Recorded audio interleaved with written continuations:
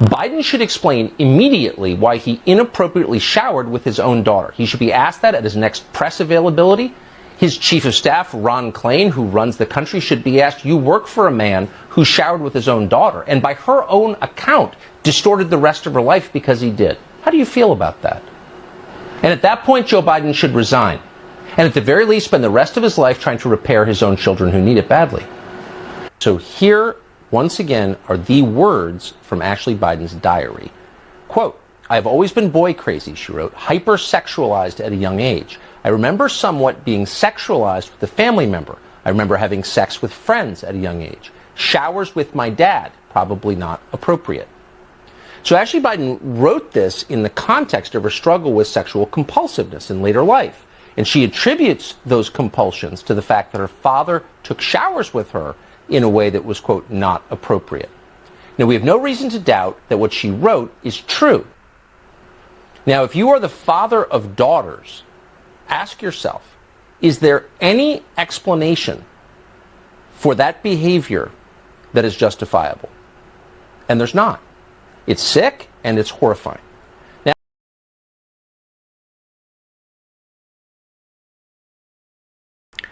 Good morning, ladies and gentlemen. Welcome to my new video. So some shocking revelations there about Biden, and in his own daughter's words in her diary, she was talking about having showers with her dad, which is really shocking, and definitely Biden needs to explain what's going on. Probably explains why he gets really close to children and touches them inappropriately, whispers things to their ears and kisses them. Really inappropriate behavior. So let's park that for another discussion. Let's carry on talking about the geopolitics around the world. So those of you who've been watching my videos will know that I basically go through some of the top stories of the day, some of the funny stories of the day. I'll give you my thoughts and opinions on these pieces. If you like what I do and you want to support me, you're welcome to join my Patreon, or you can buy me a coffee, or even if you can just do a simple thing like the video, I'd really appreciate it. My first story of the day is about Boris going to Kiev to meet Zelensky. And a lot of you may or may not know, Macron, Draghi and Scholz went over to see Zelensky a few days ago, and a lot of papers are saying they basically asked Zelensky to resume negotiations with Putin. So first of all, the fact that Zelensky met Macron and Scholz and Draghi, it shows that the Europeans are very united in what they want. So they obviously had a chat with each other and they went to see Zelensky. And it's very plausible that they went to talk to Zelensky and ask him to try and come to a peace agreement with Russia, try and seize some territory. It's for the good of Ukraine long term, it's for the good of Europe, to try and come to a peaceful negotiation or a peaceful solution to all of this. So you see, Mr. Boris Johnson, he immediately jumped on a private jet, flew all the way to Kiev, gave Zelensky a book which Zelensky doesn't even want, and didn't offer Zelensky any weapons, didn't offer Zelensky any money, and is telling Zelensky, we will be there with you till the end. We will fight with you. You will ultimately win. We will train 10,000 of your soldiers. And it's a very strange behavior, the fact that Boris leaves everything behind in UK. You know, there's a lot of issues happening in UK. There's literally rail strikes happening right now. The whole of UK is at a standstill. There's rail strikes which are going to be going ahead. There's protests going on in London, all over UK as well. As you can see, there's protests about the rising costs of living. And I've been waiting for these protests, and I was wondering when and how these are going to happen. And right now, this is a start. These are starting to happen, and it's happening all over UK, London, and there's thousands and thousands of people. So this is just a start, and it's just going to get worse, much, much worse. There's also a potential trade war going on with Europe as well. The fact that he's basically tearing away the Brexit agreement they made with Europeans. He just wanted to get the Brexit done. He didn't even look at the rules and regulations. He just signed all the papers because he wanted to be the Prime Minister who signs off on Brexit. He just wanted to be in the record books.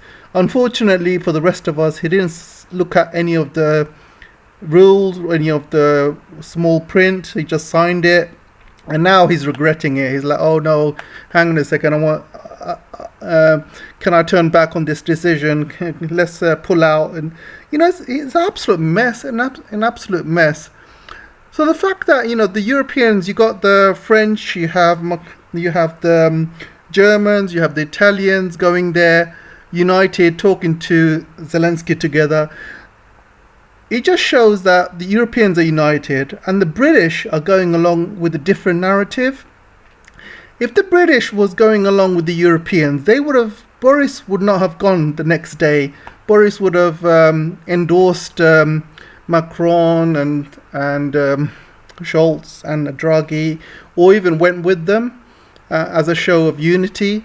The fact that Boris went the next day, dropped everything that's happening in UK, dropped everything, and he just flew off to Ukraine. And it just shows that there's definitely something sinister going on. And when I say sinister, I think he's working for some sort of neocon or military industrial complex. Because if you think about it, these neocons want this war to carry on going. And I think what they're doing, they're pushing Boris to keep this war going as long as possible. The Americans are not going to come and meet Zelensky because Zelensky took a liking to Boris. So these neocons know that Zelensky is going to listen to Boris rather than these neocons which are going to be flying all the way from America coming to Ukraine. So they're using Boris as some sort of tool or a puppet. And they did this during, Istanbul, when Zelensky was having peace talks with the Russians, and they nearly came to a peaceful agreement. And then next thing you know, you have Boris flying over to Kiev and telling Zelensky, don't do it, don't sign the papers, whatever you do, we will support you, we will give you money, we will give you weapons, you will win, you will win. And Zelensky went with it. And now after, Macron and the silly chancellor, I can't remember his name, Scholz, he's useless, absolutely useless. And so the fact that they went and trying to persuade Zelensky to come to a peaceful agreement with Putin, Boris has basically panicked.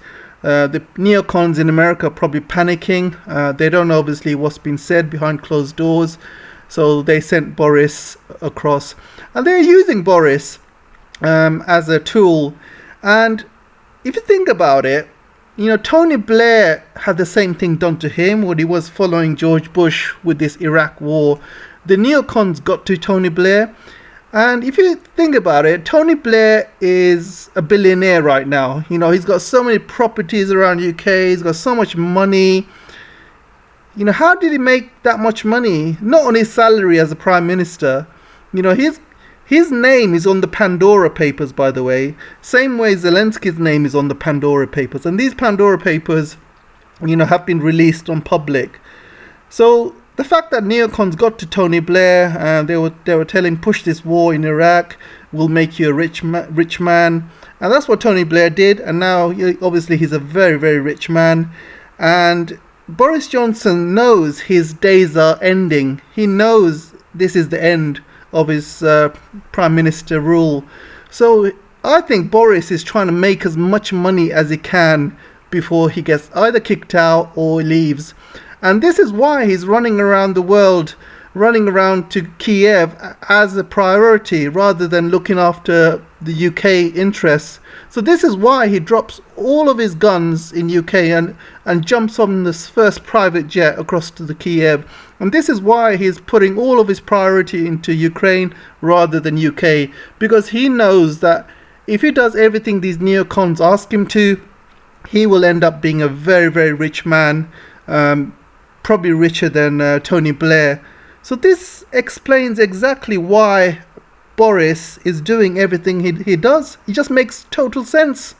You know, absolute total sense. Think about it, guys. This is the only reason. There is no other reason for it, for his behavior, the way he's behaving. No other reason. Think about it. You know it's true. So let's talk a bit about Ukraine. So this guy, Arakamia, he says 500 soldiers are being killed in daily battles. And not only that, he says something very, very disturbing.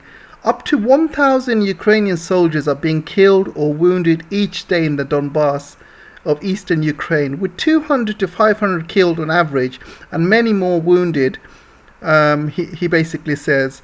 So he's an MP of the Ukrainian side. So obviously this is not coming from the Russians, this is coming straight from the Ukrainian side. And he wouldn't be making up these numbers just for the sake of it. And you can see the amount of destruction that's happening in Donbass. You know, these soldiers are being targeted with missiles, with airplanes, you know, airstrikes, with artillery. You have these special military officers going in and killing them, and you have these tanks going in as well. And there are obviously deaths and injuries on the Russian side as well. I'm not going to discount that. This is a war, so there's going to be casualties on both sides. But the casualties compared from Russia to Ukraine is a big, big difference. Out of every one Russian soldier killed, there are probably 100 or maybe more Ukrainian soldiers being killed. It's just, these numbers are not sustainable.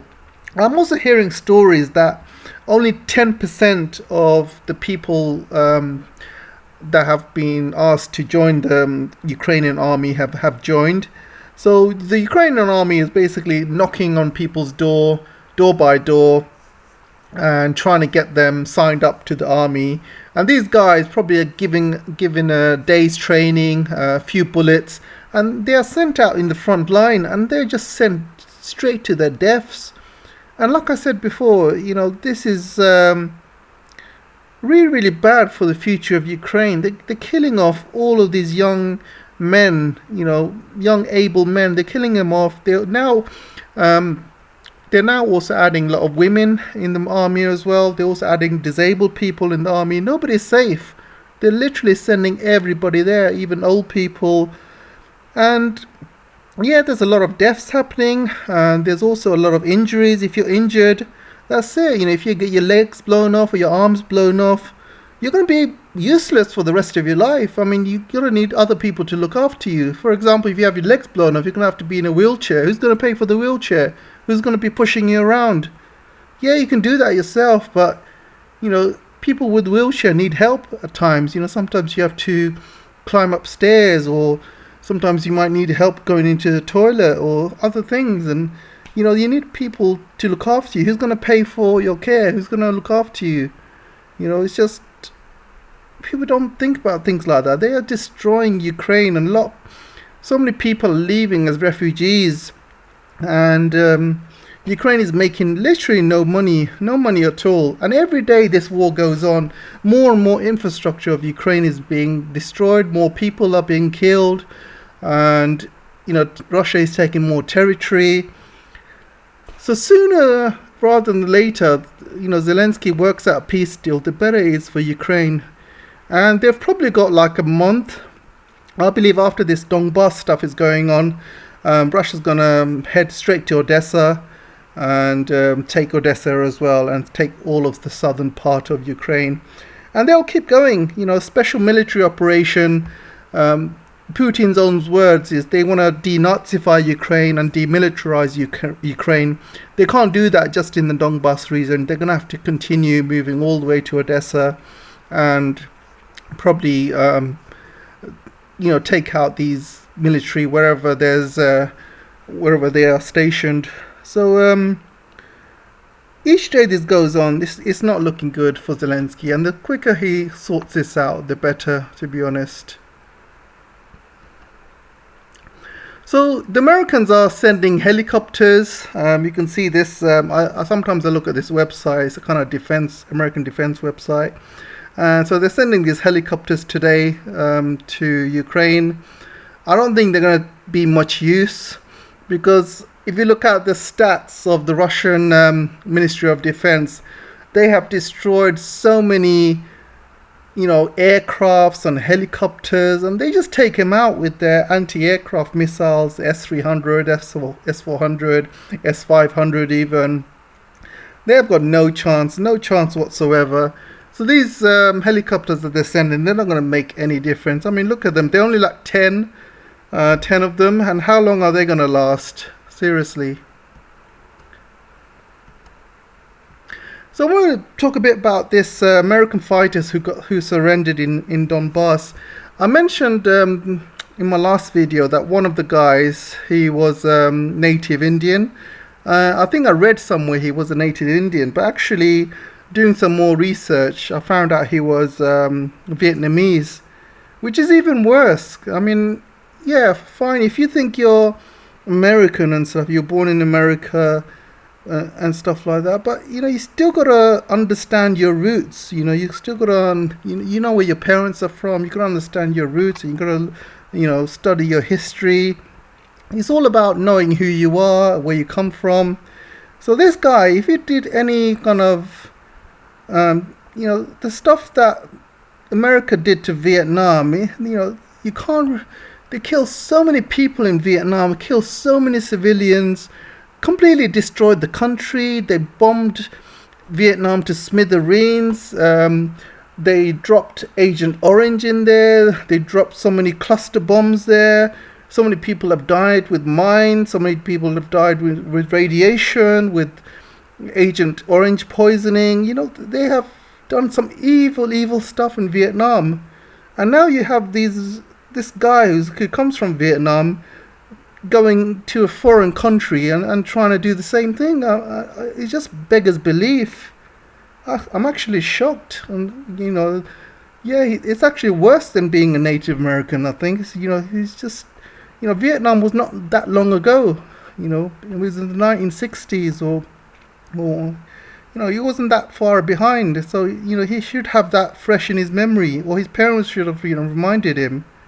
Absolutely shocking. So Russia assesses results of the recovery from sanctions. The collapse of the Russian economy, as predicted by the West, failed to materialize, Putin points out.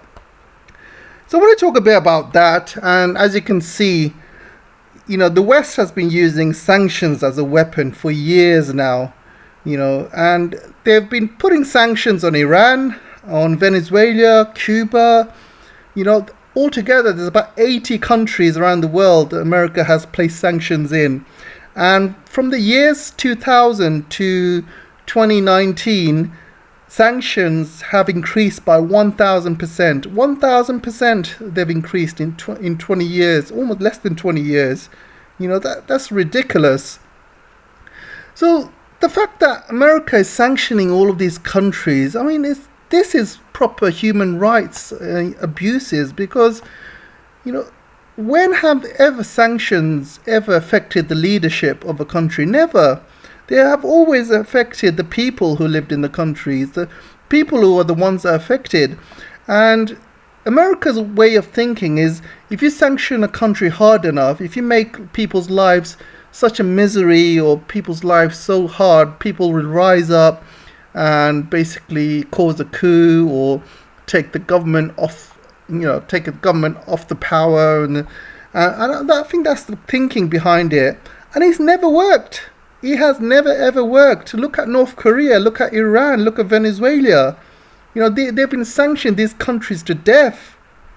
Have the North Korean regime collapsed? Have the Iranian leadership collapsed? No, it just makes them stronger. The people, people actually rise up against the West rather than their own governments. This is complete misuse of human rights. While America loves to kind of talk about human rights and stuff, the fact that they're sanctioning these countries and killing off so many people are dying because of these sanctions. So many kids are dying because they don't allow medicines to go into these countries. And, if someone's dying of a certain disease, you can't even import these medicines from the West. It's absolutely sickening. Absolutely sickening. So many babies have died from all of these sanctions. So many poor people have died. It's the people that suffer. End of the day.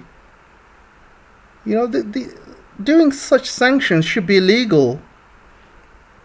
And then you have America doing their South American Summit of the Americas. And I'm so glad that Biden basically got snubbed in this meeting. And America had completely failed in this meeting. The way America has been treating South America for years, they've been brutalizing dictatorships and killing so many people in the name of human rights when they place sanctions on Venezuela, sanctions on Cuba. Yet they support governments like in Colombia who are actively have human rights abuses there. But because these Colombian government support the White House, they kind of get away with it. And all of these people, basically, they want their own lives. They want their own freedom. They want to have freedom of selling their own resources to whoever they want. So the fact is, America wants to rule these South American countries, and basically, they want to take away their resources. I'm talking about oil. I'm talking about rare earth minerals and mining, gas. Other commodities like agricultural stuff, and you need to let these American companies in. You got to let them have all of the profits, and while the dictators make all of the money and the American companies make all of the money, and the people suffer, and that's what Americans want. And if there's a country which refuses Americans companies to come in, steal all the wealth, steal all the resources, then these countries get sanctioned or they get pushed for regime change. And it's absolutely sickening what America's doing around the world. And this is why they push democracy around the world, because democracy is an easy way for America to have regime change. So if there's a leader which they don't like, they will basically give a lot of money and resources to the next person, and they'll make sure the next person wins in the next general election in whatever way possible. And that's how, that's why democracy is good for America, because if a country embraces democracy, America can find a way to get the leader replaced if they don't like him, or they'll organize a coup. Now, coming up to my next story. Indeed, Europe is absolutely screwed. So, Freeport LNG terminal in the United States. Basically, there was an explosion, there was a fire, and this plant is going to be closed until late 2022. And this plant provided between 20 to 25% of LNG gas to Europe. So imagine the amount of issues Europe is having right now, especially after Gazprom has cut Nord Stream 1 pipeline to 40% of its capacity, and also there is they have suspended a gas supply via Turkish Stream as well. So imagine all of these issues together, what's happening to the gas prices, and I'll show you. And you can see from the gas prices, in the 1st of June, they were around 25, and look at the gas prices now, 15th and 16th of June. So they've gone from 25 to about 40 to 45. So that's almost double, and they're going to keep rising, especially with all of these restrictions. And and all these cuts to gas through Nord Stream 1. And it's just going to be bad news for Europe because they can't save enough gas to help them through winter. It's just not enough for them. They can't get enough LNG gas from the United States because to create new LNG gas terminals and new tankers, these need time. And somebody has said that by the time they build these new LNG facilities and for them to be, for there to be enough tankers available and enough sites that will process the LNG gas into proper gas, for you to do all of that, it's going to take between 5 to 10 years.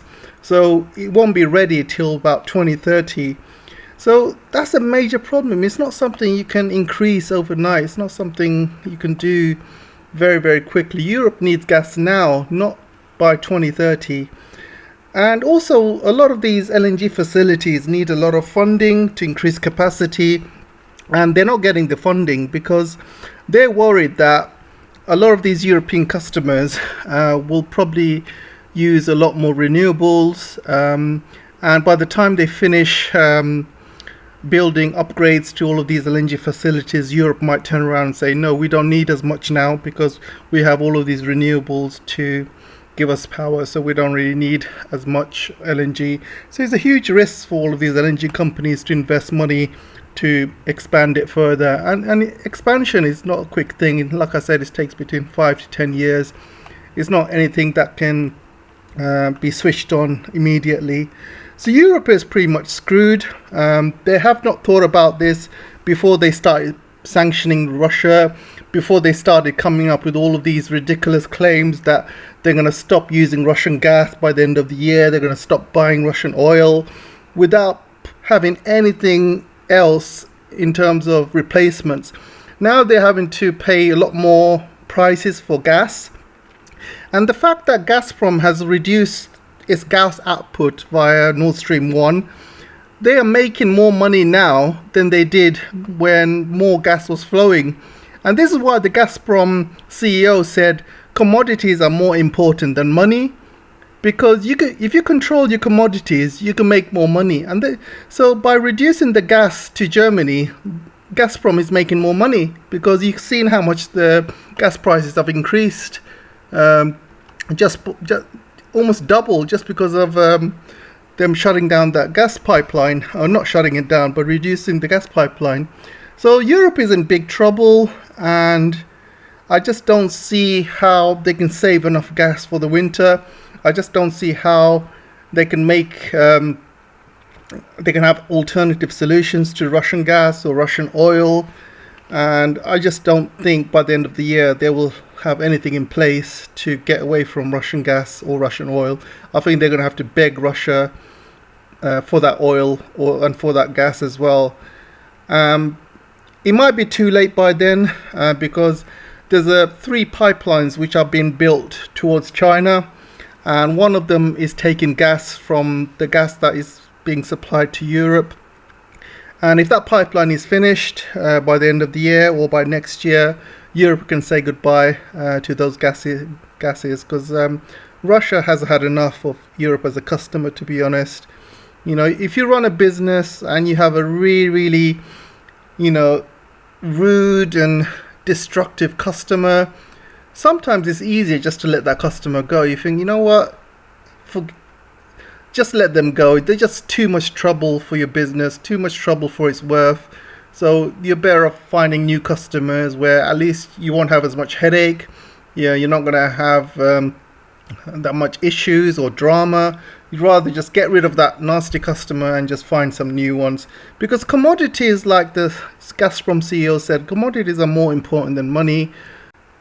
Why should Russia deal with an ungrateful, unappreciative, unreliable partner but like the Europeans, when they can just sanction Russia whenever they want, cause all of these issues, threatening about cutting off Russian gas, threatening of stop buying Russian gas, and then you pay all of that money to build Nord Stream 2, and finally by the time it's finished they place sanctions on top of it. It's absolutely ridiculous. The amount of embarrassment that they are putting Russians through, and the Europeans deserve it.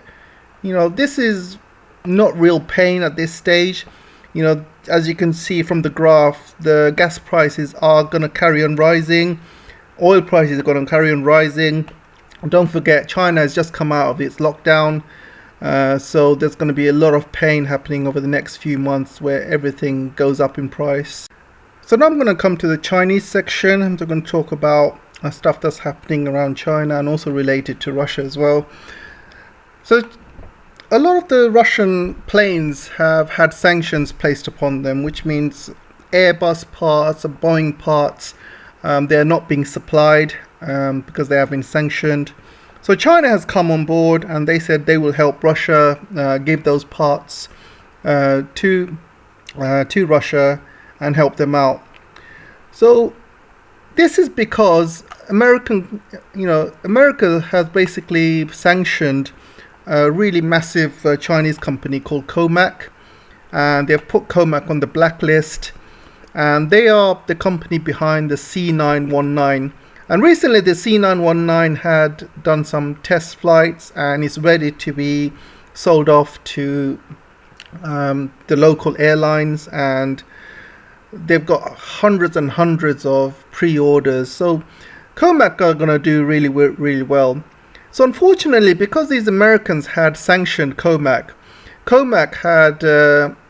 had no choice but to build their own factories, building their own parts, and they had to find their own suppliers. And recently they are building a huge factory in Shanghai, which is going to just purely deal with airplane parts and all of that. So they have a huge stuff happening at the moment. They're going to build a lot of planes over the next few years. They're going to supply their local industry in China, and who knows what may happen after that. There's also a joint plane being made by the Chinese and the Russian as well, and they're doing that, working on that together. So between themselves, they can help each other provide these parts, provide Russia with whatever they need. So Russia doesn't really need parts from Boeing or Airbus anymore. China and Russia are happily there to help each other. The C919 can be also sold to Russia as well, and vice versa. And these two countries can help each other in the technological side as well. And I want to also go to this story where China is being blamed because Russia is winning. So they're saying here, Ukraine's valiant efforts to defeat the Russia is being undermined by Chinese technology. So this article is basically talking about a Chinese drone company called DJI. And apparently Russia is using a lot of DJI drones, and these drones are really good. Technologically, they are probably some of the best in the world. And again, DJI has been sanctioned by the Americans. They put DJI in the blacklist, so they're not allowed any advanced technology from any Western companies. But DJI doesn't really need any of these Western technologies, to be honest. They have their own technology. This is a very much homegrown company. And DJI have been providing a lot of help to the Russian military as well, providing them drones. And the Americans have told the Chinese, can DJI stop supplying drones to the Russians? And the Chinese why should they?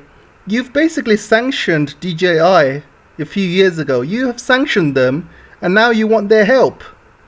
Can you see how ridiculous that is?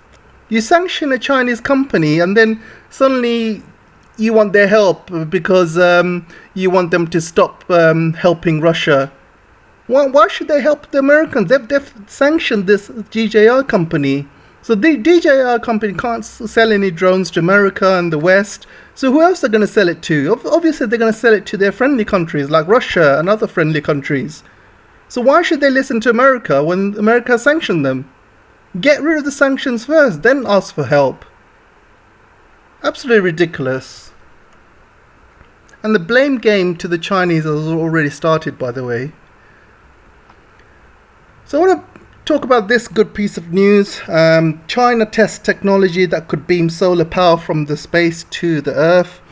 So China has recently tested technology where they can have solar panels in space, and these solar panels will be able to beam power back to Earth in terms of some sort of radio beams or electronic beams, and these will provide power to Earth.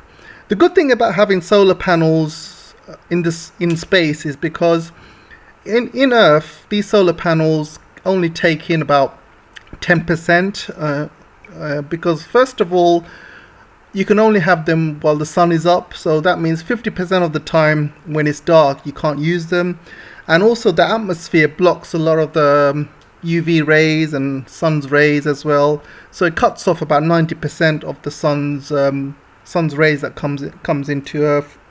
So having them in space, you basically get 100% of the power of the sun.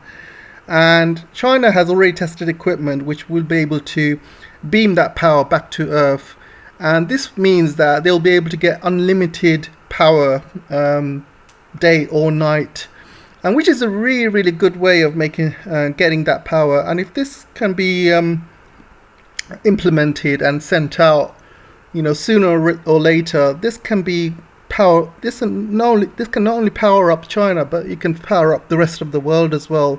So imagine having all of these solar panels up in space where you can power up the rest of the world, and the world won't need to burn any fossil fuels or things like that. It will help the world a great deal. So it's a really good thing. I think it'll be really good for humanity. So let's hope this gets sent out as soon as possible.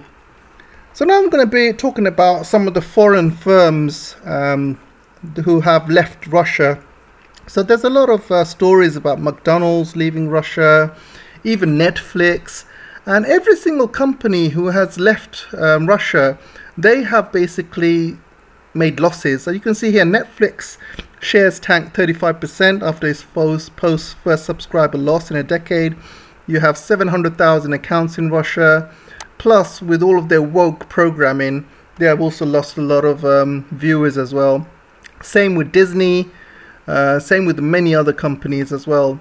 But this article basically tells you that, more than 1,000 companies have left, but almost 250 decided to stay despite the Ukrainian crisis. And the thing is, the companies who decided to stay, you can probably assume that they are clever. They are still making money from the Russian economy, and as long as they can stay in Russia, they are fine. Because companies that leave Russia, they're not making any money. They're just going to lose money. First of all, what happens to all of that investment? When you go to open a business in another country, you need a lot of investment, right? You need to basically buy some land, you need to build your factories, or you need to build your shops. You need to obviously set up all your business tax stuff with the government and work out what percentage of tax you need to pay for them. You need to hire your staff. You need to obviously pay for all of the raw materials, and there's a lot of investment that needs to go in when you open a company abroad. And if you're a company and you walk out from all of that investment, you're the one that loses, not Russia. So you've basically gone there, spent all of that money, and then suddenly you're leaving Russia. You're not going to get all that money back. If you're leaving Russia, you're not going to say to Russia, "Oh, can I have my money back, please? All of the money I invested in Russia, can I get it back?" What do you think Russia's going to say? Screw you! That's what they're going to say. So all of these companies who are leaving Russia, they're just a bunch of idiots. Seriously. And there are some big companies who have left Russia, and most of them are actually regretting it. They have lost a lot of money in their share prices just by leaving Russia. Apart from Shell and BP, they'll always make money. The gas companies, oil companies, with the price of oil and gas at the moment, they'll always make money. So it's not a real big deal to them. But all these other companies actually are losing money. So it doesn't give me a list here of which ones are staying, but it does say here, amongst the 247 companies that continue activity in Russia, 116 originate from EU countries, including prominent brands such as Benetton, Diesel, Giorgio Armani, Lacoste, this bank as well, to name a few. Some American companies such as Hard Rock Cafe, Tom Ford, TGI Fridays also feature in the list of companies that are just continue to do business as usual in Russia.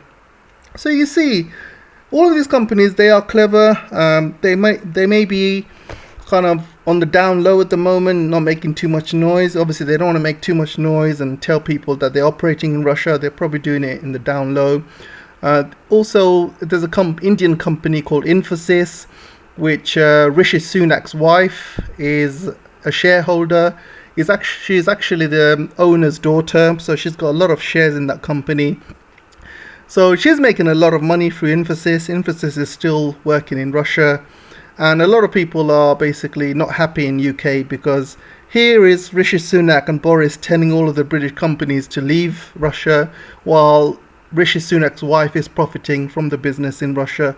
And she's not even paying any tax, by the way. She's a non-domicile, which means she doesn't have to pay any UK tax. So it's absolutely ridiculous.